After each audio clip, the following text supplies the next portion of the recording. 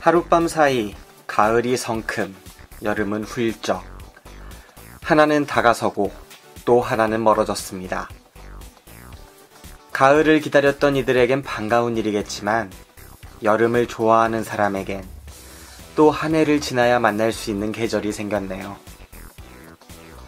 하나의 만남이 하나의 이별이 되고 다시 그 이별이 돌고 돌아 서로 다시 만나겠지만 당장은 반갑고 또 서운한 것이 어쩔 수 없는 일인가 합니다. 가을비가 시원하게 내리는 이 밤을 얼마나 기다렸는지, 매미가 시끄럽게 우는 계절에 배를 까고 낮잠 자던 그날이 또 얼마나 그리워질지 까마득하네요. 지금 이 계절, 이 시간에 충실합시다. 그럼 무비신의 영화방 방송을 지금 바로 시작합니다.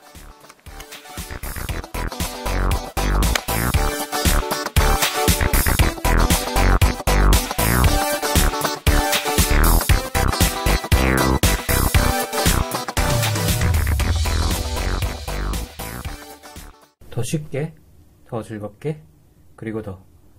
안녕하세요, 무비치킨 영화방 제기사 니기사 랑기사입니다.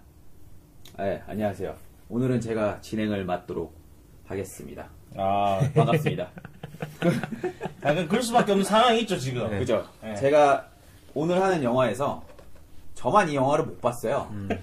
그래서 이제 제가 오늘 서울역에 대해서는 진행자 입장으로서 여러분들의 의견을 받는 그런 입장이 돼서 진행을 해보도록 하겠습니다. 영화는 못 봤지만 페이퍼로 영화를 본 사람이죠. 네? 여러 가지 뉴스 기사나 어떤 정보를 통해서 영화를 본 듯한 느낌을 가지고 있는. 어떻게 보면 아직 유일하게 영화 안 봤으니까 굉장히 객관적인 입장을 그렇죠. 유지하실 수 있는 분이죠. 근데 제가 여기서 또 이제 이 진행을 할 수 있는 이유가 저도 부산행을 받지 않습니까? 아 그렇죠. 네, 그래서 사실 우리가 부산행 녹음을 하고 서울역을 보자 해서 그걸 녹음을 해서 하기로 했는데 제가 시간이 안 돼서 못 봤고 그러니까 저는 이제 부산행의 입장에서 프리퀄이라고 광고한 서울역을 본 여러분들의 의견이 어떤지 이 방향으로 진행을 한번 해보도록 하겠습니다. 네. 네.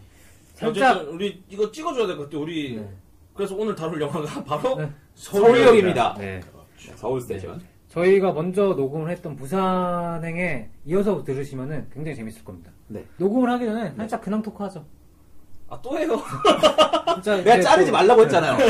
살짝 또 랑기사님이 경사가 있었다고. 이거 도라이네요. 경사가 또 서울 어디 무슨 역이죠? 노년역? 네? 노년역? 노년역 뭐? 어디 여기에 이렇게 그렇죠. 또 실물 광고 나오는 네. 사람이죠. 예. 또- 예. 네, 제가 구반포역에 네. 1번 출구 쪽으로 가시면 네. 제 얼굴이 나옵니다. 거기 또 또 스크린 쪽이 아니죠? 스크린 도어 쪽이 아니라 그쪽 아니죠. 아니, 출구 쪽. 출구 쪽. 진짜 큰 광고판에 진짜. 광고가 되어 있는 얼굴. 예, 그래서 저는 그 지하철역 이용 못 합니다. 그 앞에 서서 인증샷 하나 찍어보세요. 아, 그러면 그걸 또 누가 찍어줘야 되잖아요. 그 찍어주는 사람이랑 가는 순간 자체가 창피해요.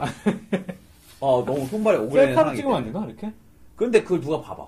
뭐, 네. 그럼 내가 셀카로 찍고 있는 거를 또 누가 찍어가지고 만약에 이런 비용신이 있다, 막 이렇게 올라가면 이제 망하는 거기 때문에. 어쨌든. 네, 하여튼 그 광고는 좀 잊어주시고요. 네. 저희가 근황 토크를 듣고 싶으시면 이 바로 저희 녹음한 것도 뭐죠? 터널을 들으시면 됩니다.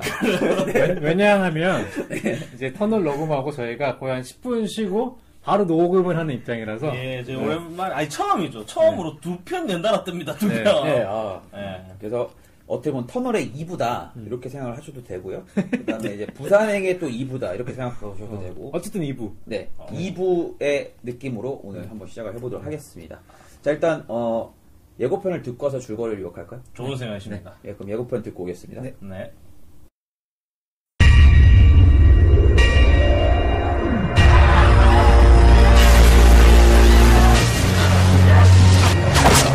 대영아, 나 아직 살아있어.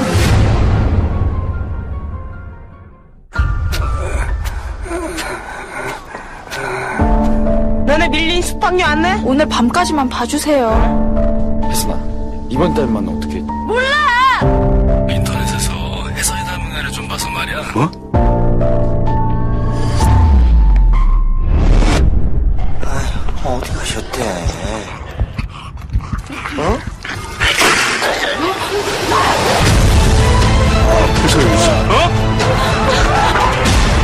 이렇게 해산이 못 찾으면 너부터 죽죠.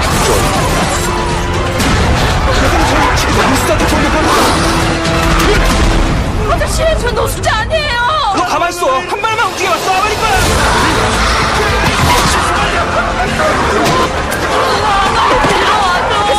지금 온다는데 이게 다 뭐하는 짓이야? 너희는 경찰이야. 가만 있어. 이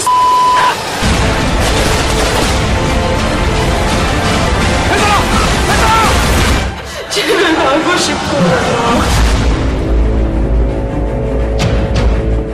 네, 잘 들었습니다. 진행이 나름 매끈하죠? 매끈한 어우, 섹시합니다, 진행이. 네. 약간 백분 토론 느낌이에요. 백분 토론 느낌이에요.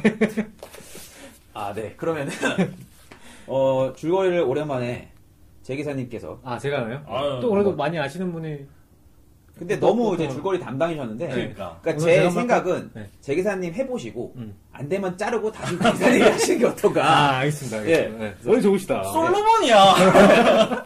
그 편집은 제 기사님이 하시는데, 편집을 잘 안 하시니까, 아마 두 개가 다 나갈 겁니다. 그럴 가능성도 있죠. 그쵸? 그런 상황이 안 되도록 잘 한번 잘 해보겠습니다. 네, 네. 잘 부탁드릴게요. 네. 예. 이 영화는 이제 시간상으로 부산행의 프리퀄 좀 되는 영화입니다. 네. 그래서 우리가 서울역이라 생각하면은 떠오르는 이미지가 있지 않습니까? 그 대표적인 이미지가 거린인데 그 거린을 통해서 이제 좀비 바이러스가 퍼지기 시작하는 겁니다. 근데 동시다발적으로 그 서울역 주변 모텔에 어떤 커플이 있냐면은 젊은 커플인데 하류 인생을 살고 있는 커플이에요. 그 여자애는 그 어렸을 때 가출을 해서 몸을 팔고 살아가는 사람이고 남자애는 이제 밤문화에서 나이트 삐끼 같은 일을 하면서 살아가는 커플인데 이제 하도 돈이 없으니까 모텔비를 댈 수가 없으니까 남자애가 인터넷에 공고를 올립니다.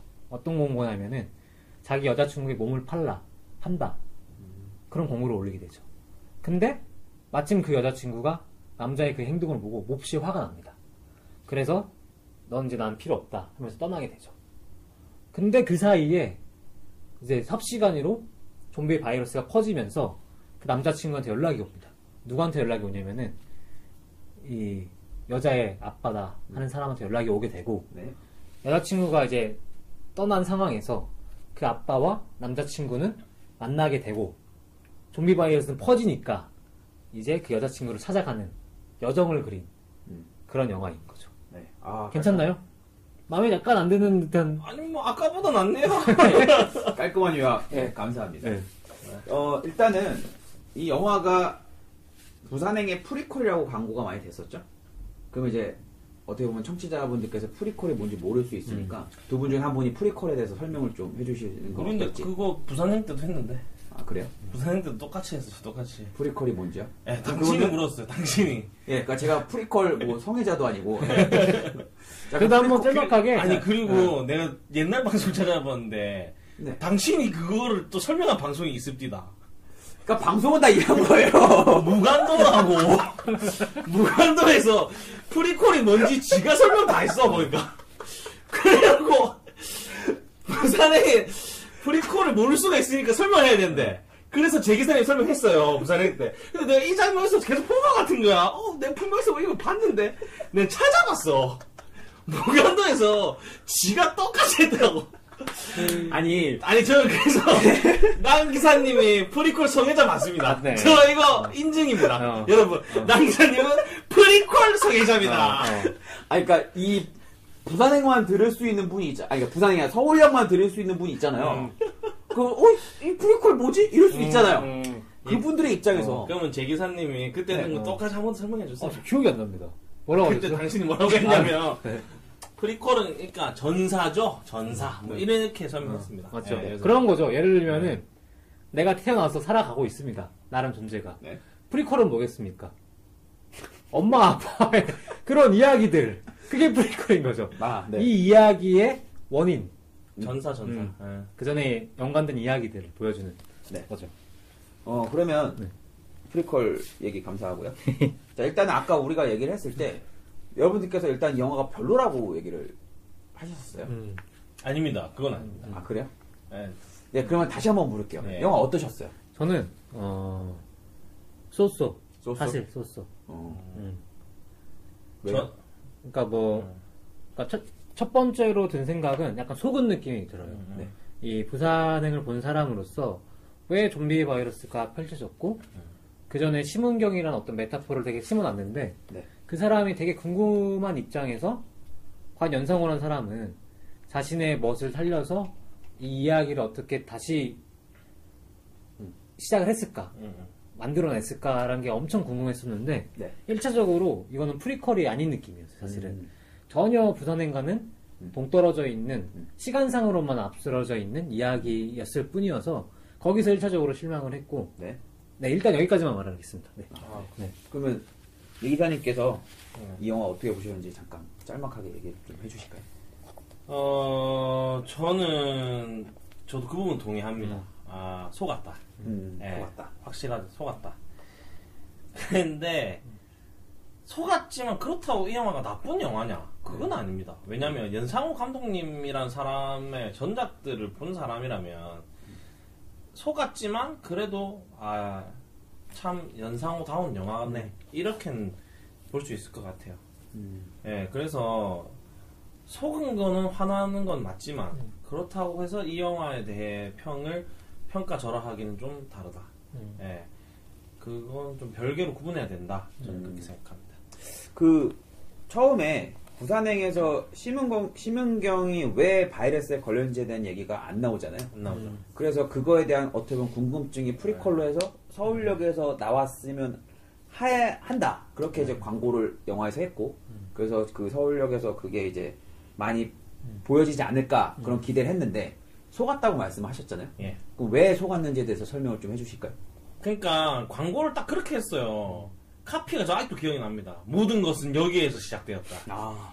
이거는 누가 봐도 그러면 왜? 그러니까 저희가 그리고 전 방송에서 그런 얘기도 했었어요. 막 제 기사님이 맞아요. 예, 그 불타는 장면 보면서 아마 그게 암시지 않을까. 복선이지 않을까 뭐 그런 얘기도 하고 저도 막 아마도 심은경이 그 열차에 타는 거기까지 이야기일 것이다 이런 얘기도 했고 네. 왜 심은경이 하필이면 허벅지에 뭐 끈을 묶고 있었을까? 그러니까. 그런 게 네. 나올 줄 알았는데 그러니까 나왔는데 안 나와요? 전혀 안 안 나옵니다. 나오죠. 예. 그러니까 이 두 개는 전혀 다른 영화입니다. 사실은. 네. 그러니까 이 둘이 공유하고 있다는 것은 하나의 세계관. 그러니까 좀비 바이러스가 퍼진 상황이었고 네. 그리고 이제 시점적으로 부산행이 그 열차가 출발하기 바로 하루 전날의 이야기를 이 서울역이라는 애니메이션이 다루고 있다. 이거지. 이 영화의 프리퀄은 그러니까 우리가 엄밀하게 말하면 프리퀄은 그 해당 영화의 전사를 프리퀄이라고 하잖아요. 그렇죠. 그러니까 이를테면 무간도에서 무간도 2가 그 어렸을 때 그 진관이랑 걔네가 나와가지고 원래 나중에 커서 그 양조위랑 저기가 되는 그걸 보여주잖아요. 2가 어린 시절. 어린 시절. 그게 프리퀄이라고 생각하잖아요. 근데 이거는 전혀 아닌 겁니다. 그러니까 결과적으로 우리가 심은경이라고 생각했던 그 사람은 없어요. 이 영화에. 서울역에 나오는 가출 소녀는 네. 부산행에 탔던 심은경이랑 다른 인물입니다. 이게 가장 핵심입니다. 핵심입니다. 하지만 목소리는 같은. 응? 그 여자의 목소리는 심은경. 네. 그러니까 애니메이션의 성우는 심은경이 했고 네. 그거를 계기로 부산행에 이제 특별 출연을 하게 된 거죠. 네. 그게 또 어마어마한 낚시였던 거죠. 결과적으로.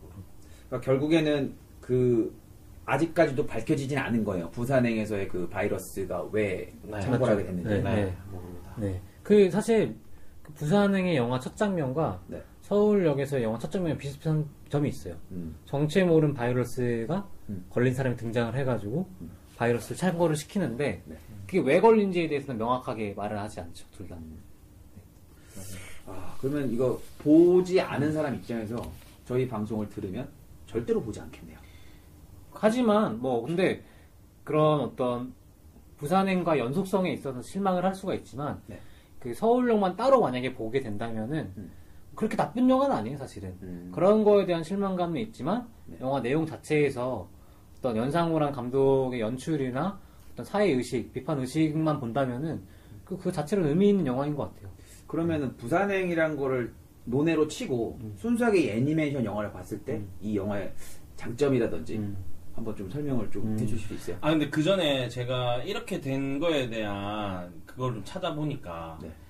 부산행보다 애니메이션 서울역이 먼저 만들어졌어요. 그러니까 이미 애니메이션 만들어 놓고 네. 그 다음에 부산행을 찍은 거예요. 그러니까 프리퀄로 만들 수가 없어. 아니면은 부산행을 찍을 때 애초에 시작을 바꿔야 되는데 서울역 보셔서 아시잖아요. 엔딩이 그렇게 끝나기 때문에 이어서 영화를 할 수가 없는 거예요. 그러니까 이거는 애초부터 먼저 만들어진 게 서울역이기 때문에 부산행이 이거의 프리퀄이 아니라는 걸 아마 감독님도 알고 계셨고 투자 배급사에도 그 사람도 알고 있었을 겁니다. 네. 그렇다면은 이거는 투자 배급사의 농간이네요. 홍보죠, 홍보. 아, 지금 이 네이버를 보면 미끼인가요? 미끼죠. 전대미문의 블록버스터 부산행 프리퀄. 전 세계가 먼저 인정한 서울역의 탄생. 이렇게 지금 나와 있거든요.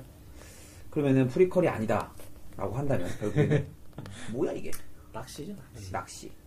아, 근데 아까 제 기사님께서 요 영화 자체가 괜찮은 영화라고 지금 얘기를 하셨잖아요. 왜 괜찮은지에 대해서 다시 한번 설명을 네. 좀 부탁드릴게요. 일단은 저는 사실은 반반이에요. 네. 사실 반반인데 우선 좋은 점부터 얘기를 하면은 어떤 우리가 부산행에서 못 봤던 어떤 연상호만의 사회를 보는 날카로운 시선은 살아 있습니다. 확실하게. 영화 처음부터 마지막까지. 그리고 이 영화의 가장 핵심이 되는 부분은 사실 여러 주변 부적 좀비화 되는 상황에서도 나타나는 어떤 공권력이라든지 사회의 모습상들이 있지만 거기서도 비판의식이 보이지만 가장 핵심적인 부분은 사실 반전이 말해도 되나요? 아니, 우리 본격 스포 네. 방송이잖아요. 네, 본격 스포 방송이니까 반전이 있습니다. 네. 그 아버지랑 남자친구랑 그 여자를 찾으러 가지 않습니까? 네. 근데 사실 그 아버지는 이 사람의 아버지가 아니었어요. 사실은 이 사람이 몸을 팔던 당시에 그런 사람을 뭐라고 하죠? 포주죠. 포주였던 거예요. 지금 제 기사님의 얼굴로 얘기를 들으니까 진짜 무섭네요. 무섭죠. 저도 너무 무서웠습니다. 그 당시. 그건 반전인데 그런 사회의식 어떤 이야기의 반전은 너무 좋았어요. 딱 섬뜩하잖아요. 무섭고. 그러니까 딸이란 거를 가장해서 포주가 이제 도망간 여자를 잡는 거죠. 좀 나쁜 남자에서 봤던 컨셉 같기도 하고. 그거랑 뭐좀 다르지만 어쨌든 뭐. 그러니까 그냥 주제가. 그때 그 멘트나 그 사람 표정 이런 게 네. 그리고 되게 적극적으로 그 사람을 찾아 헤맨단 말이에요. 맞아. 그게 부성이란 이름으로 설명이 되면 너무 아름다운 얘기고 그 적극성이 논리적으로 설명이 되는데 알고 보니까 이렇게 되니까 정말 이건 우리 사회상을 깨뜨는구나. 첫 번째로는 우리가 돈을 위해서 정말로 목숨을 걸는구나. 어떤 부성의 모성애보다 더 중요한 감정이 사실은 돈일 수도 있겠구나 생각이 첫 번째로 들고, 두 번째는 우리 사회가 지금 사실은 아버지란 이름으로 되게 어린 세대를 포악스럽게 이렇게 착취하고 있지 않나? 그런 지점까지도 이 사람이 좀 건드렸구나라는 생각이 들었어요. 그런 건 너무 좋았죠. 그런 주제의식은. 그러면 이 기사님께서는 어떻게 보셨는지? 저도 뭐 너무 공감합니다. 그러니까 연상호 감독님의 이전작들도 보면 악인이 있고 이 악인을 처벌한 줄 알았던 정의의 사람인 줄 알았던 사람이 알고 보니 더 악인이더라. 그런 거의 연장선이죠. 그렇죠. 예, 아버지인 줄 알고 그래서 그 딸을 찾기 위해서 그렇게 목숨까지 거는 사람인 줄 알았는데 알고 보니 도망간 자기 그 창녀를 찾으려는 포주였다. 그러니까 정말 비참한 이야기죠. 그래서 그리고 또 그 사람은 또 나중엔 정말 가차없이 사람을 죽여버리는 짓도 합니다. 그 남자친구가 예, 그 사람 손에 죽거든요. 예, 근데 정말 근데 그거 어떻게 15세 나왔는지 모르겠어요. 목을 그냥 바로 따거든요. 애니메이션이라 15세 나온 거 아니에요? 그런 것 같아요. 예, 애니메이션은 14는 아니니까. 그래서 15세 나온 것 같긴 한데 어쨌든 그래서 영화 자체가 주는 메시지는 되게 강렬하고 연상호답고, 그리고 저는 연상호 감독님의 영화에서도 느껴지는 건 뭐냐면 진짜 세상 다 망해버려라 염세주의자적인 그런 모습이 있잖아요 보면. 근데 여기서도 그래. 결과적으로 좀비는 창궐하고 모든 사람은 살았는지 죽었는지 알 수도 없고, 그리고 결국 그 악인조차도 마지막에는 좀비가 된 가출 소녀에 의해서 다시 최후를 맞거든요. 네. 그러니까 결국 모든 게 악으로서 악을 덮어버리는 그런 사회상. 결국 굉장히 염세주의적인 그런 것들이 많이 있다고 합니다. 그러면 우리가 이제 저번 방송에서 했던 터널에서 저는 그런 의견을 피력을 했잖아요. 좀 해피엔딩이 좋다.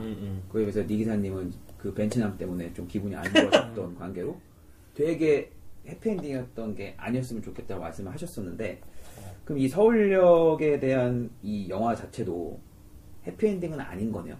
그러니까 저는 영화를 안 봤으니까 이건 또 스포 방송이고 어땠어요? 해피엔딩은 아닌 건가요? 결론이? 근데 연상호 감독의 해피엔딩이 있었나요? 없었던 것 같긴 해요. 그러니까 뭐 그런 것 같아요. 그러니까 어쨌든 이 포악스러운 포주는 죽어요. 좀비가 돼요. 좀비가 되지만 이 악당이 죽었다고 해서 우리가 그 흔히 영화를 보고 나왔을 때 정말 영화는 꿈의 공장이고 뭔가 희망이 이루어지고 이런 게 아니라 너무 그 주변부가 너무 포악적인 어떤 세상관, 지옥도처럼 어떤 세상이 되게 그려지게 되니까 아무리 그 악인이 사라지고 뭐 그런다고 해서 뭐 이게 개운한 느낌이 아니라 찜찜해요. 계속 찜찜하고 약간 더러운 느낌도 있고. 그러니까 이 영화에서 그 감독님 인터뷰한 거가 내용이 기억에 남는데, 자기는 서울역이란 공간에 대해서 굉장히 매력적으로 느꼈대요. 그러니까 서울역이 보면은 그 정문 쪽은 완전 진짜 현대화의 상징 같은 느낌 있잖아요. 그 대우, 옛날 그 대우 빌딩 그거 그 미생에 나오는 그 부분은 거기에 그렇게 휘황찬란하게 돼 있는데, 바로 뒤에 그 서부역 쪽 보면 진짜 또 완전 낮은 층에 되게 옛날 건물들, 수제화상가 있고. 그러니까 그런 정말 현대화와 좀 개발해서 소외된 그 두 개가 한 공간에서 저렇게 조화를 이루고 있는 그거에 대해서 굉장히 매력을 느꼈다. 그래서 장소가 가지고 있는 어떤 느낌을 가지고 이야기를 해보고 싶었다는 얘기를 하시더라고요. 그리고 또 하나 뭐가 있냐면, 결국 집이라는 맞죠. 것이 우리에게 주는 의미가 무엇인가. 결국 그 사람들이 그렇게 죽게 된 건 결국 집이었기 때문에, 그리고 그 안에서 굉장히 그걸 직접적으로 건드리는 부분이 있어요. 그러니까 그 가출 소녀가 정말 위기 끝에 살아남으려고 악착같이 쫓아가는 사람이 어떤 좀 선한 노숙자였어요. 근데 노숙자랑 걔랑 이제 그 살아남으려고 어떻게 가냐면, 지하도 그 지하철역 있잖아요. 지하철역으로 들어가서 그러니까 인도 말고 지하철이 지나다니는 그 길로 해서 계속 이동을 하는 거예요. 그걸로 그게 이제 아직 좀비가 없으니까. 근데 거기에서 그 남영역에서 그쯤이죠. 그쯤에서 이제 집으로 가고 싶다면서 막 계속 웁니다. 그 가출 소녀가. 맞죠. 집으로 가고 싶다 막 그러니까 갑자기 그 되게 꿋꿋이 의지를 가지고 가는 줄 알았던 그 노숙자가 눈물을 터뜨리면서 나는 돌아갈 집이 없어. 결국 이 둘은 집이 없어서 죽은 거예요. 그런 위기에 처하는 거고. 근데 저희 다 집 없지 않습니까? 맞죠. 저도 월세고. 저도 그렇습니다. 저는 전세인데 개부럽네요. 은행 거죠. 그게 그 마지막 장면에서도 드러나지 않습니까? 그런 집에 대한 메타가? 그쵸. 네. 왜냐면 그 마지막 장면의 공간이 아이러니하게도 모델하우스예요. 아주 삐까뻔쩍한 고급 모델하우스. 그러면서 막 그 포주가 했던 멘트들이 집 좋네. 집 나는 언제 이러면서 막 돌아다니는데, 그런 대사들이 진짜 너무 그래요. 보면 너 같은 년이 막 내 돈 들고 도망가니까 나는 언제 이런 집에서 살아보냐고 막. 이게 저번에 당하셨던 벤치남도 나도 갑자기 벤츠남 확 생각나네. 진짜 그 소위 그 천민 자본주의의 정말 모든 정수가 제가 그날 만났던 그 벤츠남에게 있었듯이. 근데 진짜 현실에 그런 인간이 있더라고. 맞죠. 좀 제보를 해주세요. 나 진짜 깜짝 놀랐어. 현실에서 진짜로 난 드라마에만 있는 줄 알았어요. 그런 또라이는. 그러니까 어떤 지역이었고 인상착이라든지 좀 제보를 좀 해주셔서. 홍대였습니다. 홍대 근처였고. 홍대에서 그 약간 그 홍대에서 저쪽 저 산울림 소곡장 쪽으로 네, 가는 그 길가고 동호죠 아마 창전동 그 정도였어. 안경을 꼈었고 그 다음에 머리 색깔 염색이 돼 있었어요. 나이대는 아마 20대 후반에서 30대 초반까지 되고 있고. 네.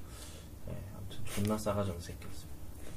하여튼 좀 얘기를 들어보니까 이게 그냥 순수하게 영화만 봤을 때는 뭔가 메시지도 분명히 있는 영화처럼 보이는데 여기 대부분의 이 관객들이나 그런 분들이 이 순수하게 이 서울역이라는 영화보다는 부산행에 대한 그 궁금증에서 이 서울역을 많이 접근하지 않았나 생각이 좀 들거든요. 맞습니다. 그래서 조금 이 영화를 보시고 실망하셨던 분들이 우리 방송을 들었을 때 놓치고 있던 메시지를 좀 더 전하고 싶으신 게 있으시다면 좀 더 두 분께서 얘기를 해주시는 게 좋지 않을까 싶은데요. 그러니까 그 정말 굉장히 날카로운 사회 비판적인 애니메이션으로서 굉장히 좋은 작품이라고 생각을 합니다. 거기에서 보면 보여지는 것들이 결국 또 이쪽에 멀쩡한 사람들이 뻔히 살아있는데 거기를 차벽으로 막아서 이 사람들을 사실상 좀비의 밥으로 줘버리는 공권력. 그게 처음에는 경찰이 맡고 있다가 그 뒤에는 심지어 국군 수도 방위 사령부가 지휘권을 맡아서 네, 그런 상황을 만들어 버리고 그 장면은 사실 부산행에서 나왔던 네, 그 누구죠? 그 배우? 김희성? 네, 김희성 배우 했던 어떤 상황과 비슷한 거죠. 여기에 생존자들이 있는데 이 사람들의 감염 여부를 확인할 수가 없으니까 이쪽 벽으로 못 넘게 하는 거예요. 그런데 이 사람들은 이쪽에는 이제 인간들이 있는 거고 좌측에 우측에는 인간들이 있고 좌측에는 좀비들이 있으니까 그 사이에 고립돼서 가지도 못하는 오도 가도 못하는 상황이 돼버리는 거죠. 그 장면은 부산이랑 되게 비슷하죠. 맞네. 근데 네, 그렇죠. 일단은 그렇죠.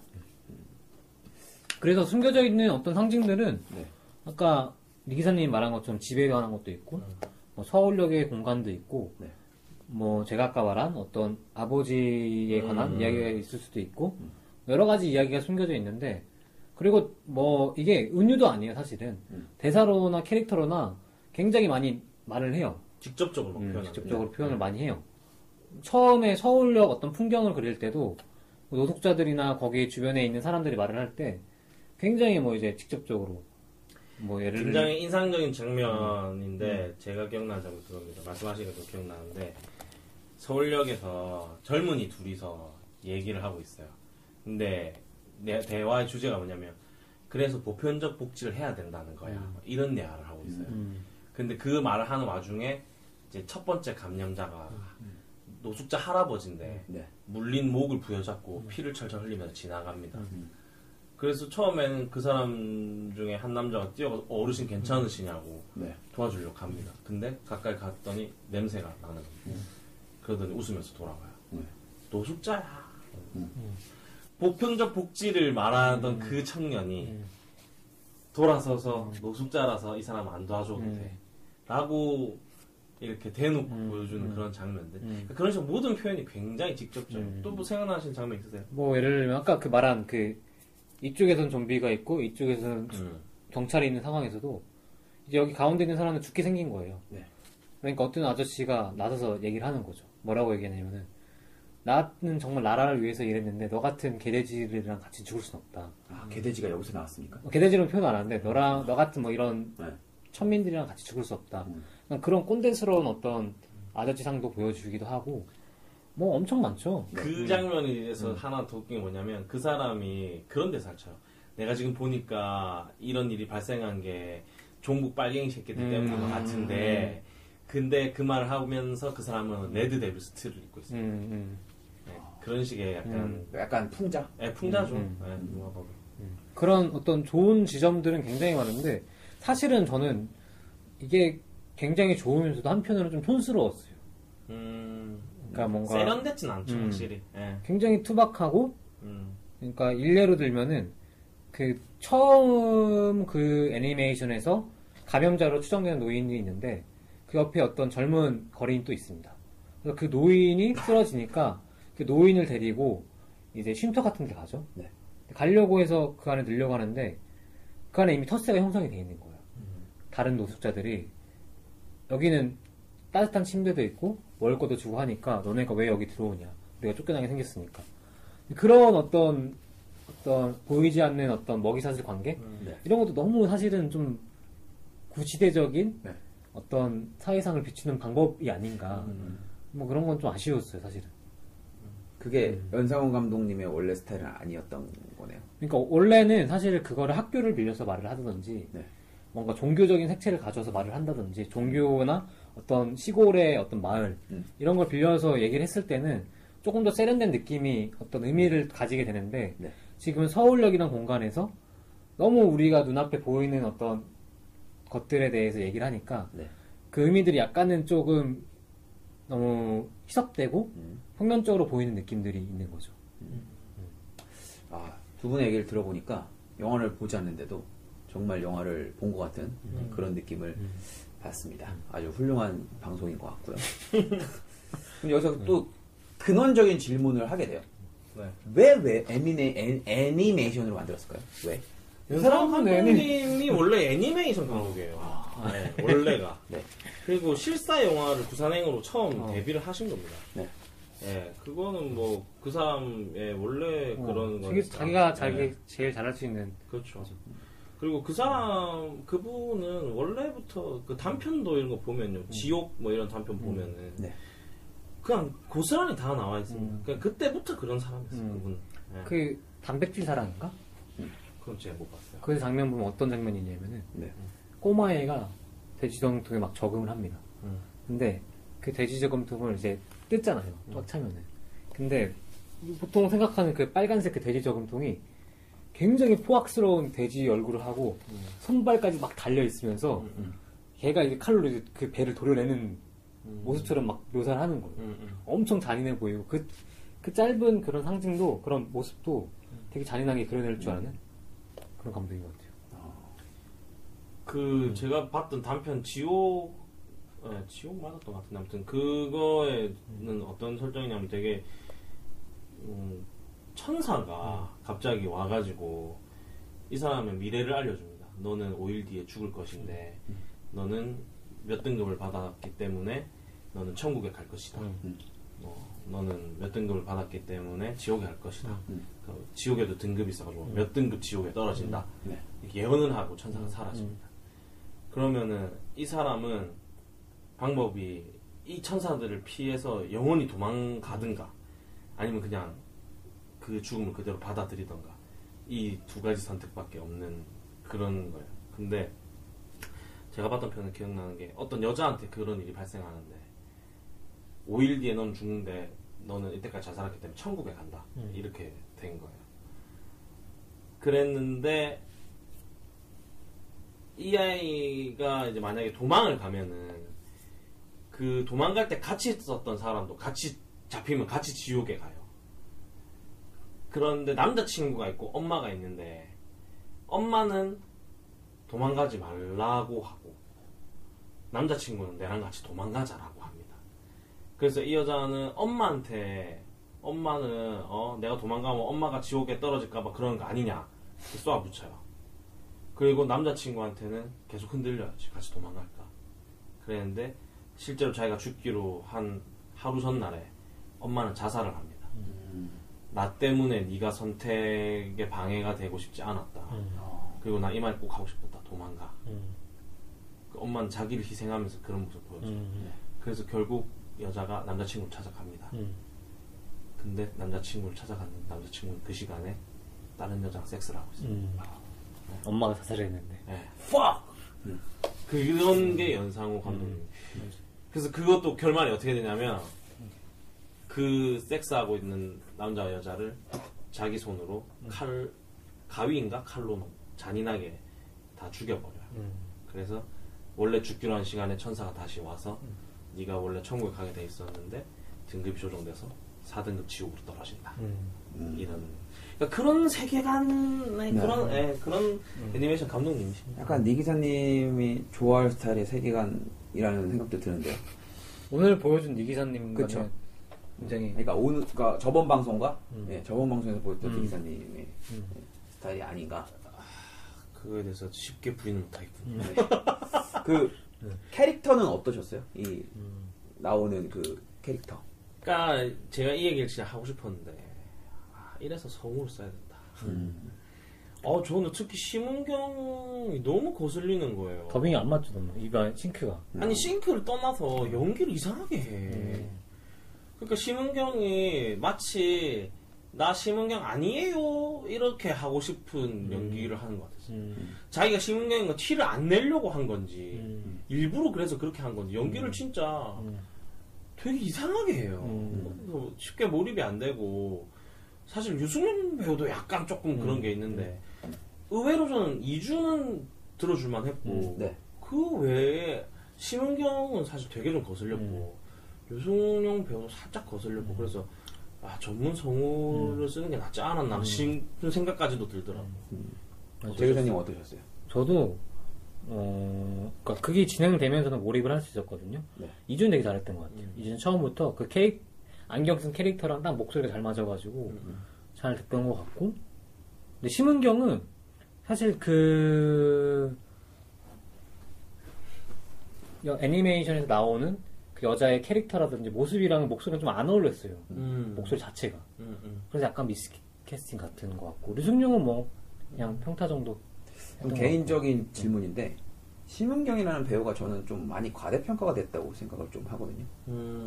근데 여기서도 지금 뭔가 안 맞았다 그런 얘기를 들으니까 어떻게 사실 생각하시는지.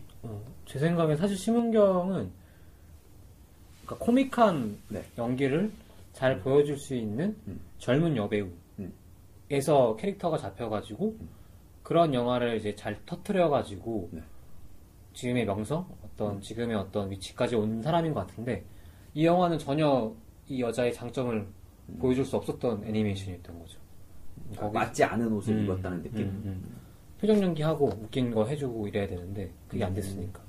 그러니까 특히 심은경이 언제 거슬리냐면 우는 연기할 때 진짜 어색해요. 그러니까 제가 이번에 진짜 느낀 게 동시기에 두 편의 애니메이션을 제가 비슷한 시기에 다 봤거든요. 하나가 서울역이었고 그 다음에 제가 또 뭘 봤냐면 달빛궁궐이라는 진짜 애들용 그것도 애니메이션.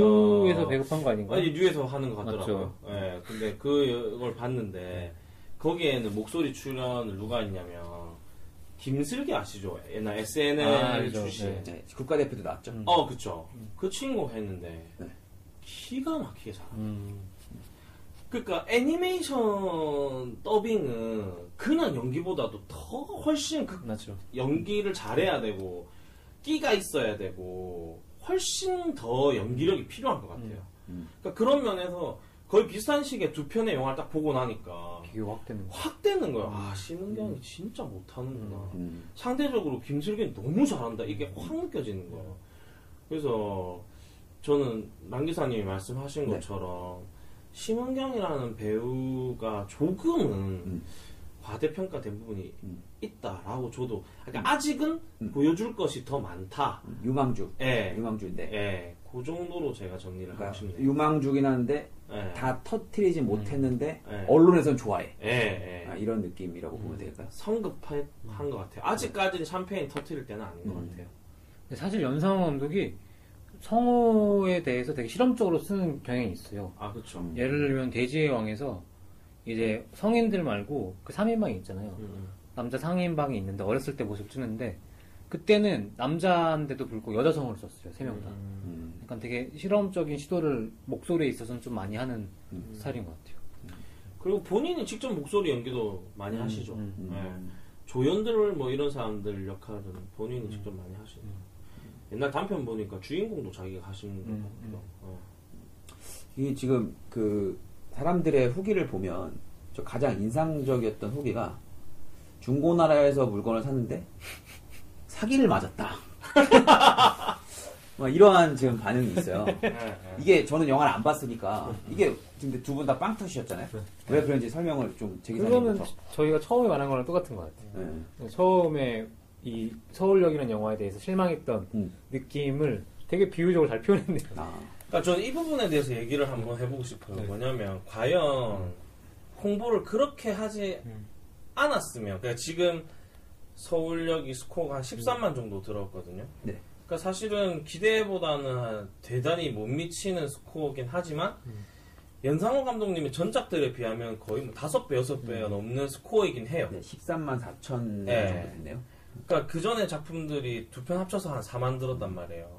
그러니까 그거에 비하면 훨씬 잘 든 거긴 하지만, 자, 그럼 이 부분에서 저는 과연 이렇게 마케팅을 해서 13만이라도 든 거다. 이렇게 생각하시는지, 아니면은 솔직하게 이거는 프리퀄이 아니다라고 했어도 충분히 이 정도 스코어는 나왔을 거고, 오히려 그렇게 했으면은 이런 실망에 대한 여론이 덜해서 더 잘 됐을 수도 있다 라고 생각하는 그 두 지점 중에 어떤 지점이세요? 저는 사실은 다른 맥으로 봐야 될 것 같아요. 이 서울역은 관객 수로 평가될 게 아니라 사실은 연상호의 필모, 관객 수는 이미 부산행으로 다 채워놨고 이 자신의 필모에서 기존의 사이비라든지 대지왕으로 엄청나게 매니아를 만들어 놓고 평단의 지지를 만들었는데, 사실은 서울역을 봤을 때 그만큼 평단이 환호를 해줬고 기존의 연상호의 팬들이 이 부산행을 싹 지우고 가더라도 이 서울역이라는 애니메이션을 만드는 새에 싸이만큼 호응을 해줄까? 라는 생각을 하면은, 그러니까 전혀 이 중고나라와는 별개로 이 애니메이션만 봐도 그런 면에서 좀 약간 저는 비판 지점이 있다고 봐요. 약하다. 약한 것 같아, 사실은. 아니, 그러면 그러니까 그 홍보의 방향, 마케팅 방향에 대해서 어떻게 생각하시는 거예요? 홍보의 반영? 아, 이게 이거 잘했다고 생각하시는 거 아니면은 아니, 결과적으로 그 부산행을 파는 거잖아요. 그거야 그러니까 지금 그냥- 질문의 네, 지금 네. 포인트가 약간 두 분이 좀 서로 다른 것 같아요. 근데 네. 제가 네. 봤을 때 확실히 그러니까 다시 한번 말해주세요. 하세요. 죄송합니다. 아니 급하신 것 같아서. 그러니까 아니 갑자기 정리하세요. 얘기하세요. 그러니까 홍보를 그렇게 해서 관객 수를 늘릴 필요는 전혀 없었다. 라는 거죠. 없었다. 네. 저는 지금 두 분 얘기를 듣고 영화를 안 봤지만 부산행을 봤고 이런 상황을 봤을 때 확실히 일단 저 같은 사람은 연상호라는 감독이 부산행 때문에 알았지 그전에는 누군지도 몰랐잖아요. 애니메이션 안 좋아하고 그냥 순수한 상업 영화만 볼 그냥 일반 영화를 좋아하는 사람일 뿐이지 두 분처럼 영화를 공부하거나 관련 있던 사람이 아니기 때문에 그 봤을 때 확실히 홍보 때문에 13만 명이 들었다는 생각은 이 스코어나 그 평단을 봤을 때 그렇게 느껴지네요. 아니 그거를 만약 프리퀄이 아니라 그냥 부산행을 만든 연상호 감독의 색깔을 보여줄 수 있는 애니메이션이라고 홍보를 했으면은 훨씬 더 그게 먹힐 수도 있지 않을까요? 그러니까 저도 사실은 이쪽에 더 가깝거든요. 굳이 그러니까 대놓고 홍보의 방향성이 낚으려고 한 거예요. 누가 보더라도. 그리고 기대하는 스코어는 사실은 최소 30만 정도 기대했어요. 네. 내부적으로 그 회사에서 네, 제가 알기로는. 왜냐하면 그 BEP가 그 정도 되거든요. 손익분기점이 10억 들었고 다 해서 거의 10억 가까이 들었어요. 그래서 그러니까 30만 조금 안 되는 어쨌든 근데 어쨌든 이익을 내고 싶어 하니까 내부적으로 제가 알기로 목표가 30만 정도는 됐던 걸로 알고 있어요. 그래서 기대치보다 상당히 떨어진 건데 그 뉴 입장에서 보면 하지만 영상 감독님의 전작들에 비하면 분명히 급증하는 건 맞죠. 근데 저도 그렇게 낚으려고 하지 말고 차라리 더 솔직하게 이거는 두 개가 아예 다른 작품이고 그냥 부산행을 했던 연상호 감독의 차기작이다.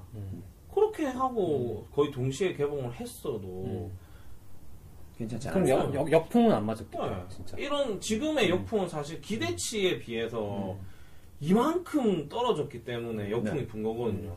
그리고 그 기대치를 심어준 건 솔직히 마케팅의 영향이 크고 정말로 모든 것은 여기에서 시작되었다. 이 문구 때문에 그런 거 아닙니까?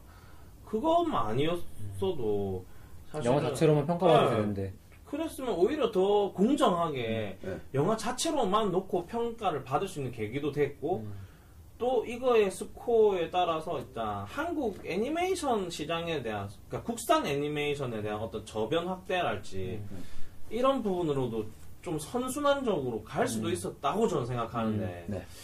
결과적으로 저는 이 마케팅 방향은 패착이 아니었나라고 생각합니다. 그러면은 뭔가 약간 성급한 결론이긴 하지만 현재 서울역에 대한 대중들의 평판이나 아니면은 좀 반응 같은 게 영화 자체보다는 마케팅에 의한 기대치에 의해서 좀 왜곡돼서 지금 계속 반응이 나오고 있다고도 얘기할 수가 있는 거네요. 저는 그렇게 생각합니다. 네. 역풍을 제대로 맞았다. 역풍을. 네. 네.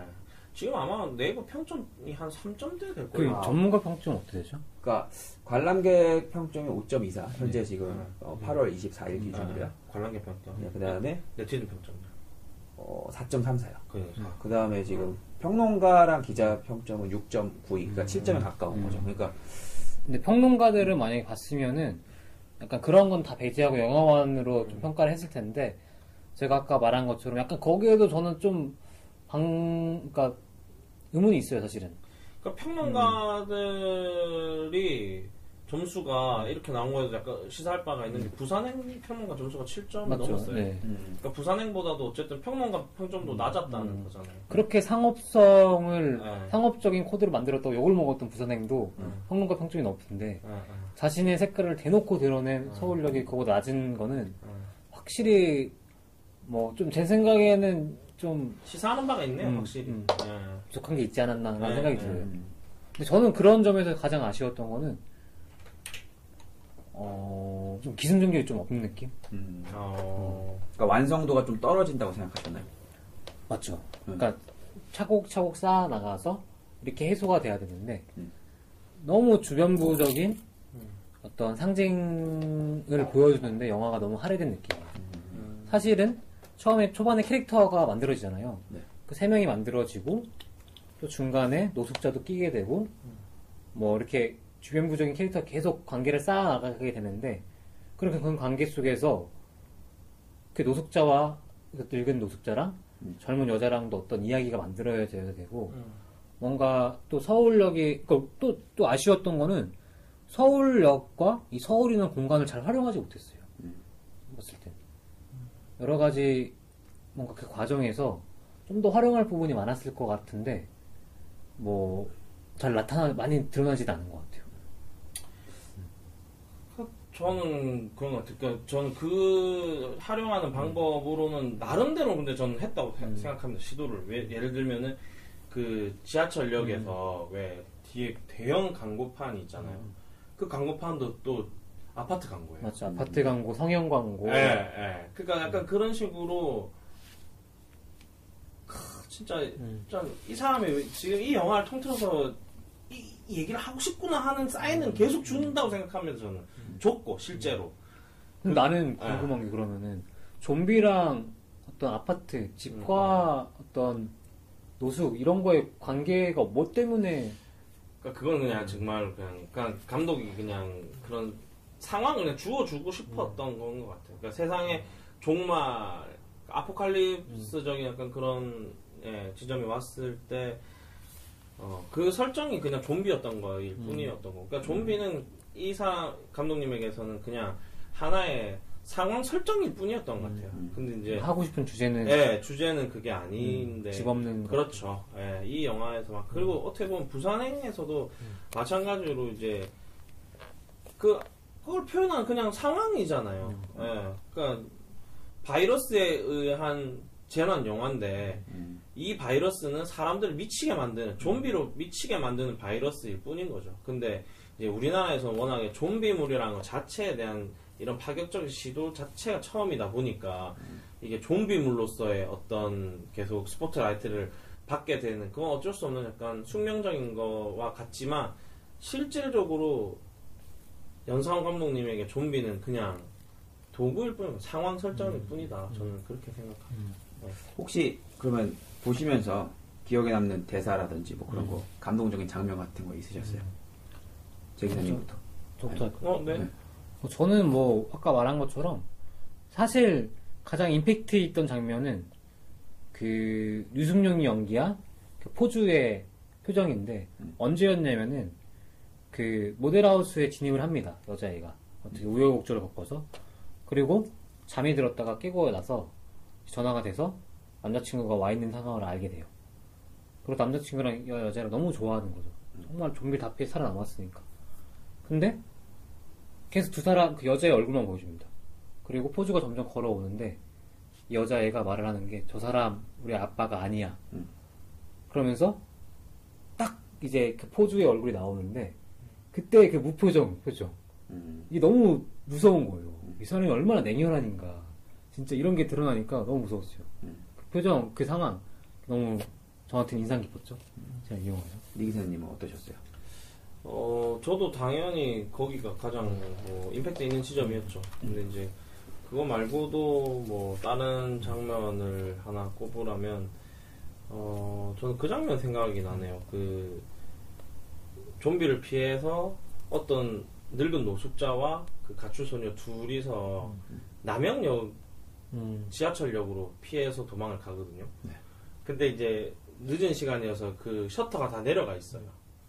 그래서 이 사람들이 힘으로 억지로 그 셔터 문을 열고 거기를 들어가려고 하는데 저 멀리에서 어떤 되게 뚱뚱하고 못생긴 여자가 옵니다. 그 사람이 좀비일 것 같은 뉘앙스를 많이 심어줍니다. 그래서 계속 근데 지금 겨우겨우 그 가출소녀 걔는 셔터 살짝 올려가지고 그 반대편으로 넘어왔는데 늙은 노숙자는 아직 몸이 반 걸려있어요. 아직 못 넘어왔어요. 그래서 지금 막 절체절명인 거예요. 지금 이 좀비 같아 보이는 여자는 지금 거의 코앞에 왔어. 딱 왔는데 알고 보니 이 사람은 그냥 미친 여자였다. 좀비가 아니라? 네, 좀비가 아니라 미친 여자였고 그리고 그 여자 그 미친 여자가 한 내용이 뭐 이런 겁니다. 너네 둘이 사귄다고 막 그건 가지고 이 새끼들 뭐 세상이 많이 가는데 다 죽어봐! 막 이러면서 그런 장면인데 그것도 되게 임팩트가 있었어요. 그러니까 좀비인 줄 알고 그러니까 일부러 그렇게 상황적으로 심어놓은 것도 있지만 어쨌든 되게 또 한편으로 우리가 가지고 있는 편견에 대한 어떤 메시지를 던져주는 것 같았거든요. 네, 그런 부분도 되게 인상적이었고 또 한 장면 더 꼽자면 여기서도 결국 의인이 죽는 장면이 나와요. 네, 희생을 하고 죽는 장면이 마치 부산행에서 마동석이 그랬던 것처럼. 네, 그래서 그 장면도 좀 인상이 남네요. 네. 그러면은 시간이 좀 이제 다 돼가니까 어떻게 추천부터 먼저 여쭤보도록 할게요. 리 기사님부터 먼저 얘기해 주세요.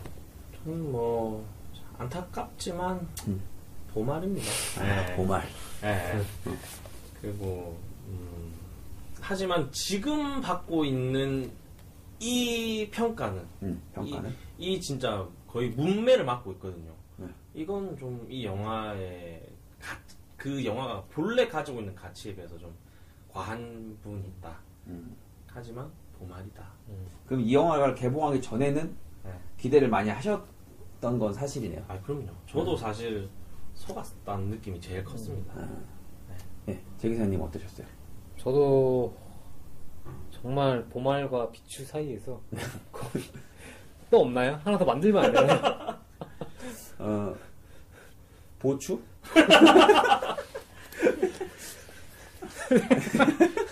저는 보말. 네, 보말. 보추 굉장히 야하게 들리네요. 이게 여러분들 상상을 해보시면 됩니다. 랑 기사님의 도라에몽을 끌어안고. 아무튼 저는 보말인데 투박하지만 날선 부분이 있지만 그 투박함이 좀 너무 푸닥해요. 너무 투박해. 세련미가 많이 떨어진다. 그리고 왜 집 없는 사람 얘기를 좀비로 해일까라는 생각은 계속 의문이네요. 거의 비추 쪽에 가까운데요. 그러니까요. 근데도 사실 이런 애니메이션이 없잖아요. 사실 우리나라에. 거기에 오는 어떤 유니크함, 상징성은 있기 때문에 거긴 추천을 드려요. 그럼 제 기사님도 실망하셨어요? 보고? 역풍도 있어요. 심지어 역풍까지도 있어요. 영화에서 역풍 불기 쉽지 않은데. 그러니까 스스로 실망했다고 느끼셨어요? 딱 보고? 보고, 네. 실망했죠.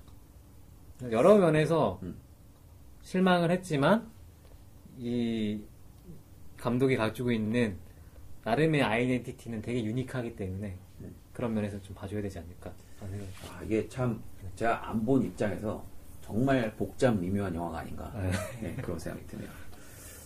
그러면은 이제 추천 영화. 네, 추천 영화 네. 누구부터 하실까요? 저는 네.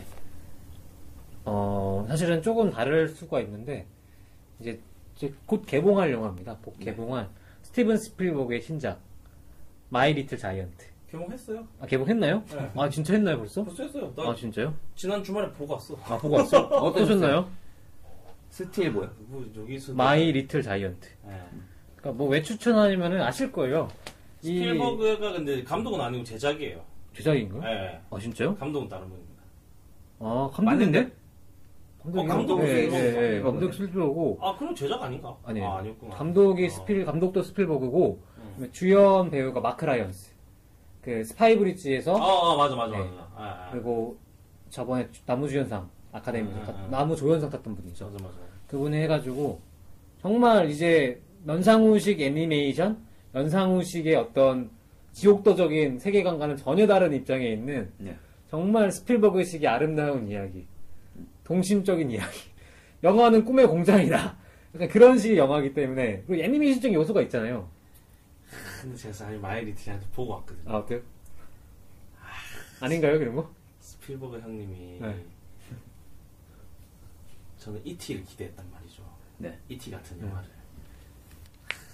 이제 안 되는구나. 근데 그게 네. 이티랑 똑같은 영화인데 네. 시대가 바뀌었어요. 아니 근데 영화를 보면 보시면 제 말이 무슨 말인지 그래요? 아시고 아쉬워요. 진짜 아쉬워. 요거 그럼 나중에 또 한번 하죠. 네. 저는 또 안 보고 진행할게요. 좀 아니, 보세요. 마이 리틀 자이언트는 나는 진짜 거의 비추에 가까워. 솔직히 말하면. 나는 그러니까 기대치가 높았기 때문에 또 그런 것 같기도 하고. 스파이 브릿지 너무 좋았는데. 그건 또 달라요. 아무튼 그럼 이거 해야 되나 말아야 그래도 뭐 개인적 의견이니까. 네. 네. 네, 그럼에도 불구하고 저는 추천드리겠습니다. 제가 보고 싶기 때문에. 네. 네. 니 기사님은요?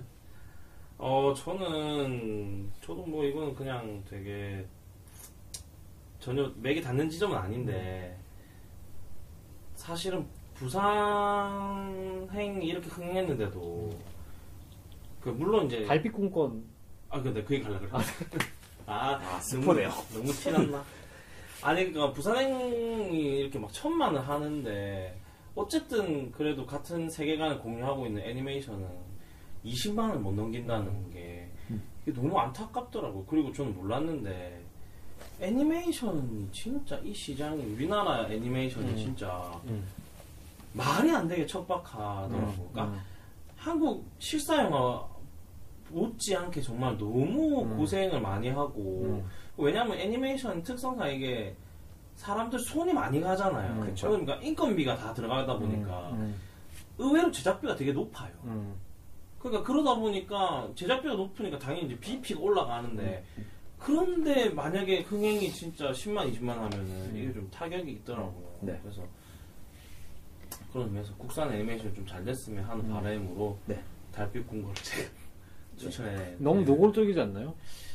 아니 근데 뭐 달빛 궁궐이 유네스코가 지정한 세계 문화유산 뭐 창덕궁인가 그거를 국가 지원받아서 만든 애니죠? 그거 약간 뭐 지원도 받더라고. 지원도 받고 나름. 근데 사실 그거보다 지금 카인 폭망했어 지금. 그게 오히려 기대작 아닌가요 지금? 연상호 감독님이 그거 제작하신 네. 건데 폭망했어. 폭망했어요. 네. 재밌을 것 같은데 이거? 그게 지금 재미는 있을 것 같은데. 저거 있잖아요. 원령공주. 원령공주 짭이다. 뭐 이런 그런 얘기가 많네요. 네. 달빛 궁궐에 투자한 니 기사님의 저는 투자 안 씁니다. 진짜 10원도 안 넣었습니다. 예.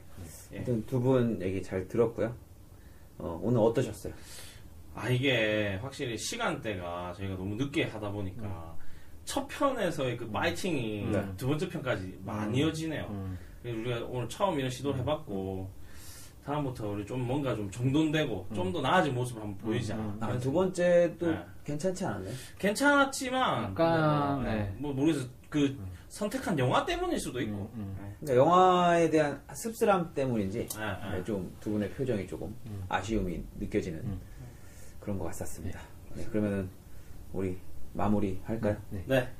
지금까지 들어주신 네, 청취자 청취자 여러분들. 감사합니다. 감사합니다. 형, 아니, 동할 수 있어요?